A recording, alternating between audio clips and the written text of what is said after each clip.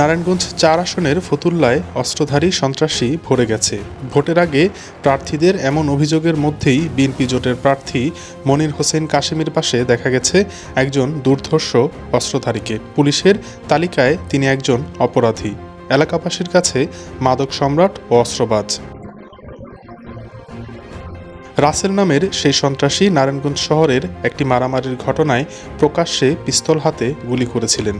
সম্প্রতি ফতুল্লায় মনির হোসেন কাশেমের সঙ্গে দেখা গেছে এই রাসেলকে। তিনি যেখানে যাচ্ছেন সেখানে রাসেলও যাচ্ছেন। এই সম্পর্কিত একটি ছবি এসেছে যেখানে দেখা গেছে কাশেমিকে প্রহরা দিচ্ছেন রাসেল। ২৭ জানুয়ারি নারায়ণগঞ্জ ৪ আসনের নির্বাচন ঘিরে আইনশৃঙ্খলা কমিটির সভায় ৩ জন হেভিওয়েট প্রার্থী ফতুল্লার সামগ্রিক পরিস্থিতি নিয়ে কথা বলেন।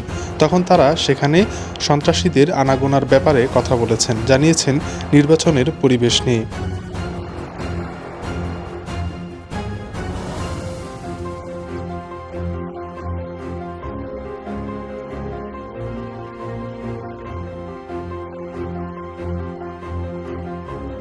এই অবস্থায় কাশেমির পাশে সেই অস্ত্রধারীর ছবি নিয়ে উঠেছে নানা প্রশ্ন।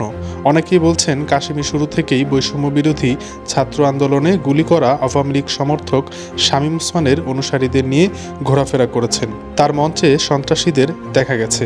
২০২৪ সালের ২২ সেপ্টেম্বর সকাল থেকেই বন্ধন পরিবহন দখল নিয়ে গোলাগুলির ঘটনা ঘটে। ওই সময় রাসেলকে প্রকাশ্যে অস্ত্র হাতে গুলি ছুড়তে দেখা যায়।